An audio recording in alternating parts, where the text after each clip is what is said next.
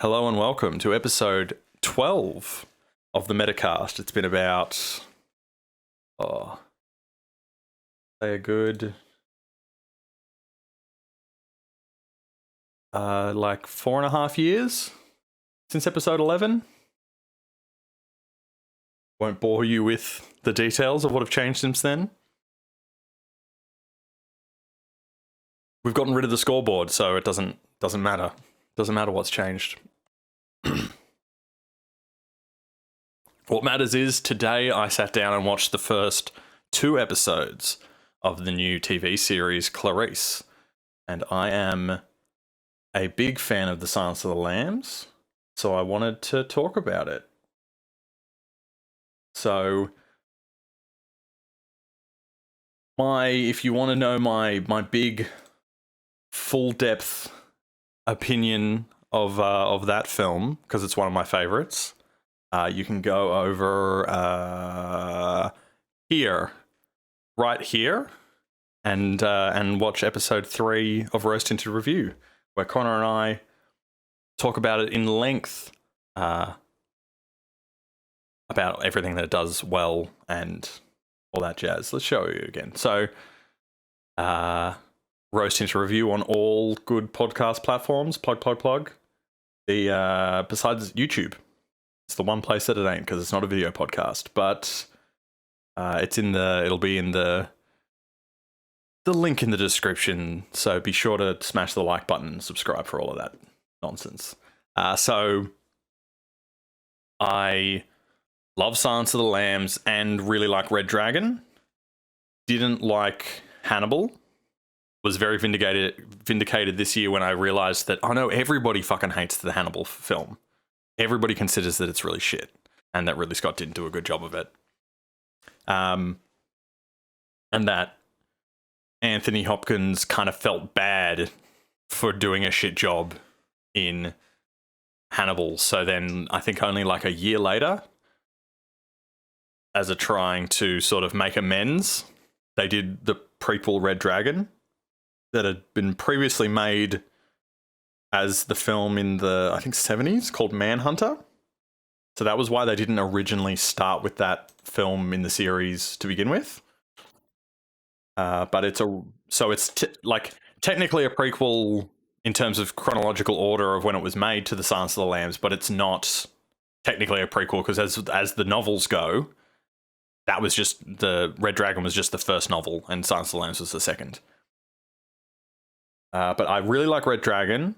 I liked them so much that I bothered reading the books of those two, which is definitely not a common thing that I generally do. And I wanted to like the Hannibal TV show, but didn't. I like the creator that did it. I think he did Pushing Daisies previously, but it takes... I think the tone that show decided to go with betrays the original source material too much. That I enjoy Silence of the Lambs and Red Dragon so much because it's a very grounded, believable... you don't want to say realistic because you don't want realism in film, you want believability in film. Because if something was 100% realistic, it would just be boring. But in terms of the way that the psychology is treated... the way that the police investigation is treated and evidence, it's really like grounded, sort of realistic-ish take. And then the Hannibal TV series goes, okay, so Will Graham, he's based off of, he's not based off of, he's the character, he's the protagonist from Red Dragon, because that series didn't have the rights to Silence of the Lambs for some reason. It had the book rights to Red Dragon and Hannibal Rising, but not Silence of the Lambs. I couldn't figure out the specifics, but just for some reason they had to like dance around all of the Silence of the Lambs plot stuff. So when you watch that show, there is a placeholder character that feels like it should be Clarice because it's another one of Jack Crawford's students that he was like, oh, I'm gonna get you to help me on a case. which is sort of what happens in Silence of the Lambs. So Will Graham, that show is so fantastical and over the top and crazy, and his method of police work is, my empathy is so in tune with the crime scene that I basically have visions that show me the past of the crime being committed, and then I know how it happened. So it's basically to the level of a superpower, because the show previously to Hannibal, Pushing Daisies, was a similar thing where a man had a superpower whenever he touched a dead thing, person or plant or whatever, they would come back to life. But then the rules were that if you didn't touch them again after 5 minutes or 10 minutes, something else would die and take its place. And so, but if he touches them a second time, they die forever and they can't ever be brought back to life again. And so that was like a really bright and colourful and fun, whimsical storybook, fairy tale-ish kind of show that had the premise being, oh, this man with a superpower, private investigator, teamed up with him. They go to the morgue, they touch the corpse comes back to life, they ask who murdered them, and then they touch them again, they stay dead, and then they find out, and they collect the reward. You're like, that's awesome. And I feel like Hannibal is a little bit too similar in tone to that show, when the books are so good for being the opposite. They kind of are like the answer to shitty procedural crime shows where the evidence is kind of like crappy and not real detective work, on wouldn't hold up in court and stuff. That's kind of what Silence of the Lambs and Red Dragon does. So this show, they have the rights. These are the people that have the rights to the Silence of the Lambs. I'm not sure if they've been holding on to it since Hannibal was made and they're the people that were stopping it, or they were able to pick it up after those people lost it. But this is a direct sequel to The Silence of the Lambs, starring Clarice, and the tone looks really, really similar to Silence of the Lambs. They try and recreate scenes from Silence of the Lambs with like as much accuracy as they can. So I was a little skeptical when I heard about it getting made, because I've been through so much. I'm like, I'm not going to get my hopes up because I've seen so much bad stuff. If you're going by, there's 3 films and a TV show, and I'm like, two of the movies are really good. One of the movies in the TV show isn't. That's a 50-50 clearance rate, approval rate, what have you. So skeptically like, let's wait and see. And I watched the first episode and I was like, okay, this is really good. This is interesting. I am enjoying this. Still a little bit skeptical. I find that I am a bit more these days with TV shows, because I'm like, oh, wow, that episode was really good. But there's going to be like another 7 or 9 episodes this season. Are they going to be able to stick the landing?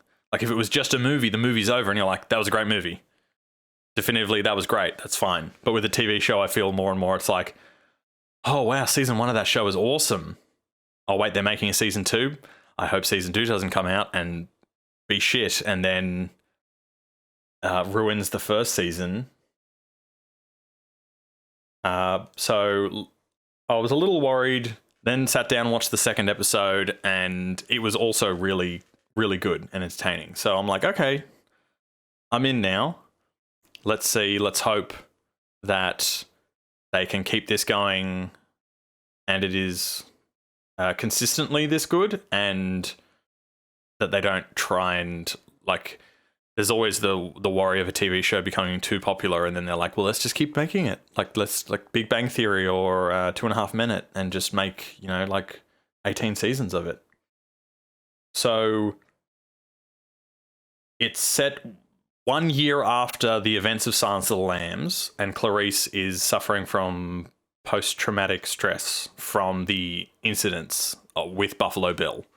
And now she's getting thrown back into the field and doing investigations. And it seems like the format's going to be like a one crime per episode, where the case kind of gets shut on whatever they're investigating, but there's her story and her trauma and her healing and whatnot is gonna carry on. And I'm interested in that because the first 2 episodes, they deal with different types of crimes, which I'm like, this is a really good sign that they're following the source material, because something that I didn't like about Hannibal was that they talk about in the books, I can't remember if it was Will Graham or Jack Crawford, who is in the show played by Lawrence Fishburne, and he's like the head of behavioral science at the FBI. And he's like, one of them, it's either Will Graham or him, are like, serial killers are so rare that I have only encountered like 2 of them in my entire professional career before Hannibal Lecter, or Hannibal Lecter is including those 2 serial killers. I think, before Buffalo Bill, it's like 2, including Hannibal. So again, because it's coming from that place of like grounded realism, they're treating that as rare of a crime as it generally is in real life.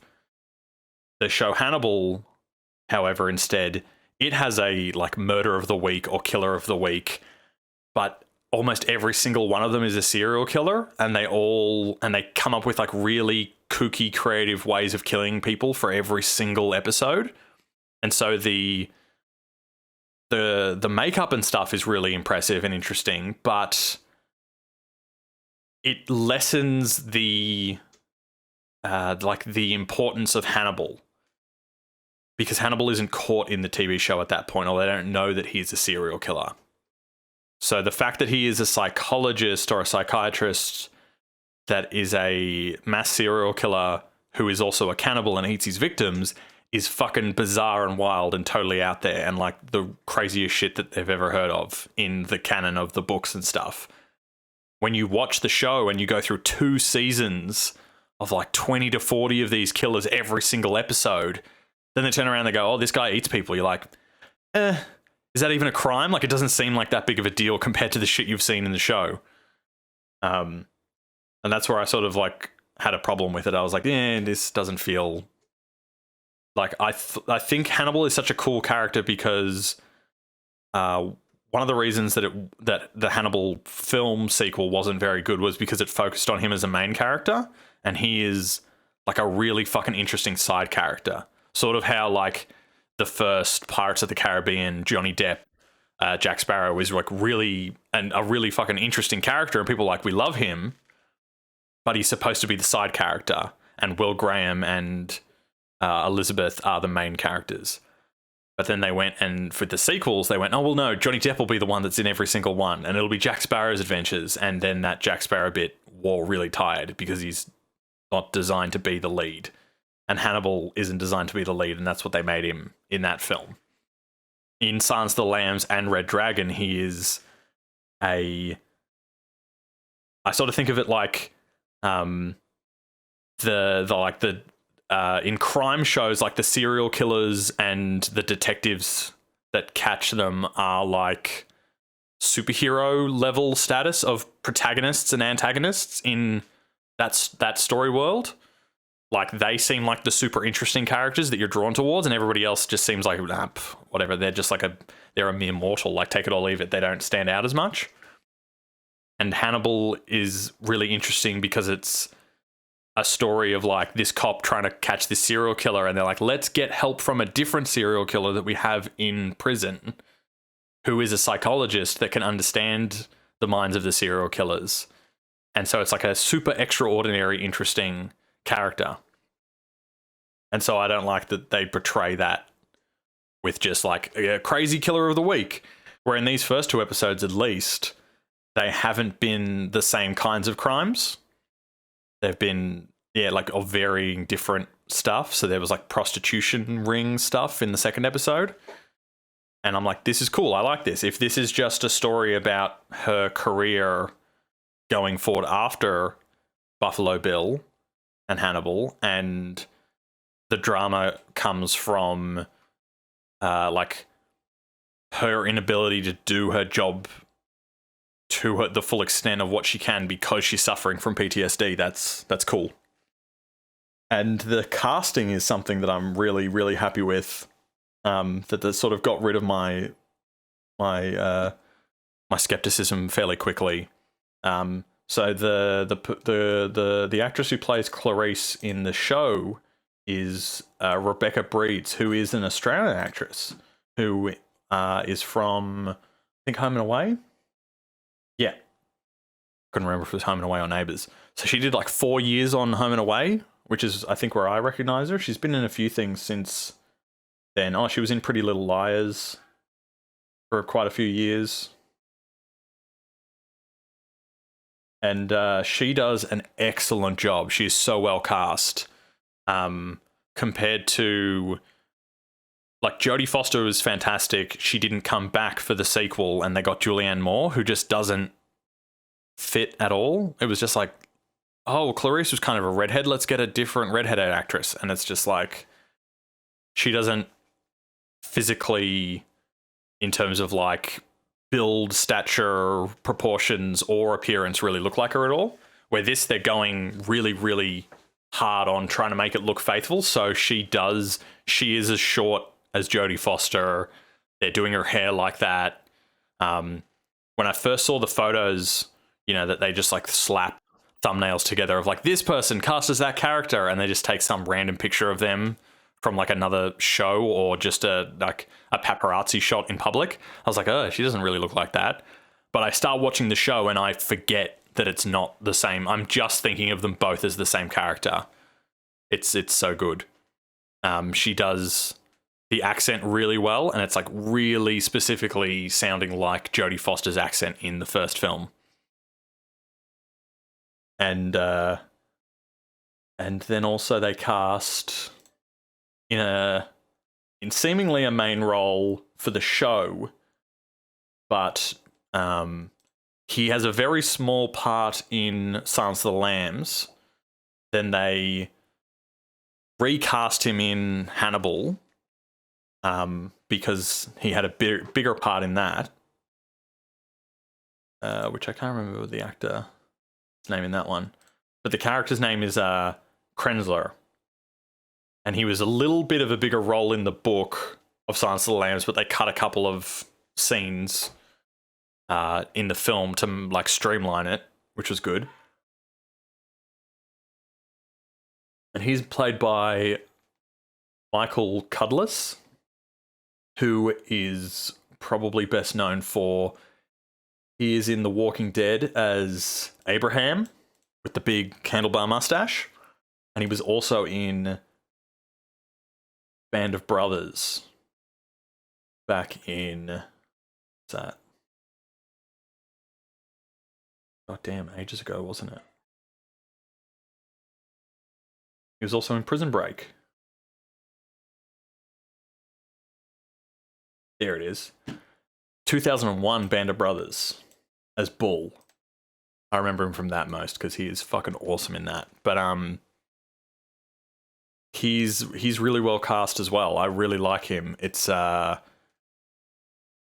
seem to have a good relationship where it's all sort of grounded on like, oh, real police work, but the way that behavioral science isn't treated like real science necessarily to most cops right now in this time that it's set. So he's like, oh, none of this, like, he kind of thinks of her as like reckless and doesn't follow the rules, and it's like, oh, you're just going on instinct. And he's kind of like butthurt that he didn't catch Buffalo Bill and that Clarice did, and he's just like, no, that was just lucky, and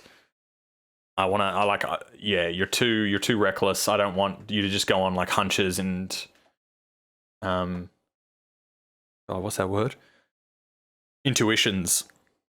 He's like, we do things by the book and stuff. So I like that there's somebody in the show like challenging her to be as like, do real police work as much as real police work is. So they all seem to have a really good, there seems to be like good like Good casting overall, good chemistry between the casting. There's an original character to the show that's part of the same like task force that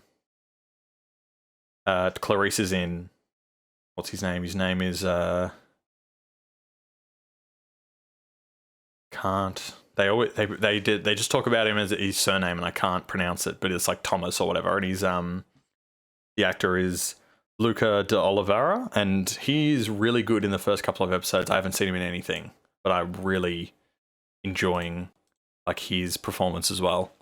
So at this point, I'm like, fingers crossed.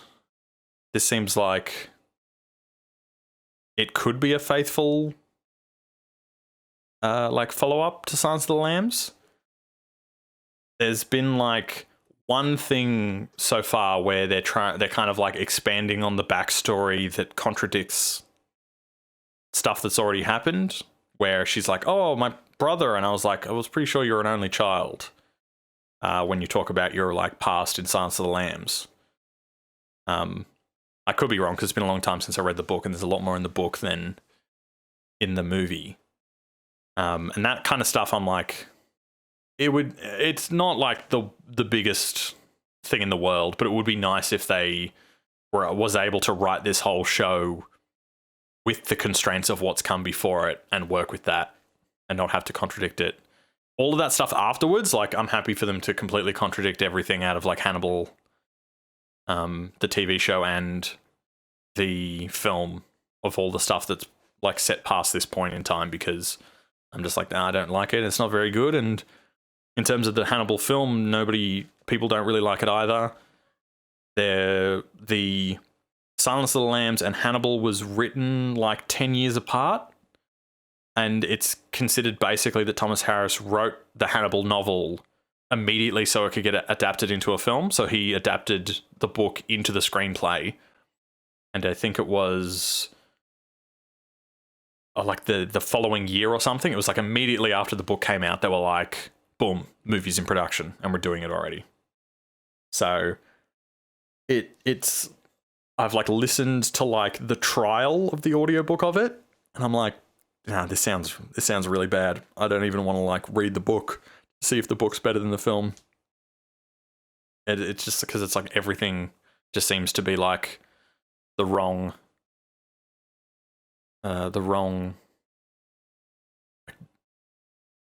where all of the things that he does well in Silence of the Lambs is like terrible in Hannibal. Like Silence of the Lambs, like Anthony Hopkins is really believable as this like really cultured, worldly dude. And then he's like hanging out in like Rome or whatever in Hannibal, doing all this like art shit, and you're like, this feels really stupid and it drags and it's boring. So yeah, that's like at least my first impressions. I've got like I think like most of my skepticism is gone, and I've got high hopes for the rest of the season. There's a third episode out so far that I haven't watched yet, but yeah, hopefully they like stick the landing, and this can be like my new canon of my new headcanon for Silence of the Lambs.